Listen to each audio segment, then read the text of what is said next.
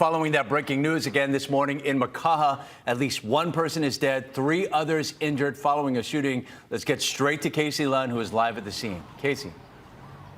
Yeah, good morning, Steve. Unfortunately, many neighbors here in this part of Makaha on Lahaina Street waking up to the reality of more senseless violence and the tragic reality that so many of the people involved in this were very young. That young man that you mentioned died at 19 years old.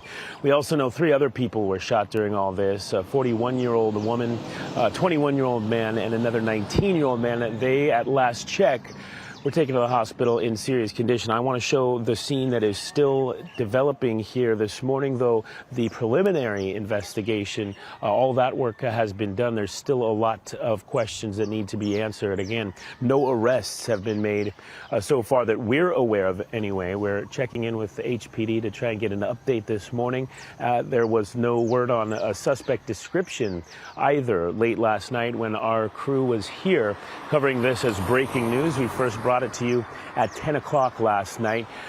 We were able to talk with HPD detectives on scene. Here's what they had to say late last night.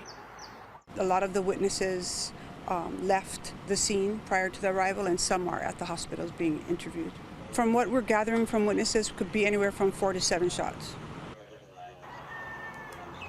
And so the information that we had from that lieutenant there last night was that there was some sort of an altercation, some sort of an argument that escalated to a deadly point when somebody opened fire. Again, that 19-year-old man pronounced dead at the scene. Recapping those other victims, we have a 41-year-old female, a 21-year-old man, and another 19-year-old that was shot at last check. And again, we're working to get an update on their condition. They were taken to the hospital in serious condition. Police interviewing them there at the hospital, as well as neighbors in this area. We've talked to some folks that, of course, didn't want to go on camera this morning, who said it's frustrating to see young people, again, engaging in this kind of activity.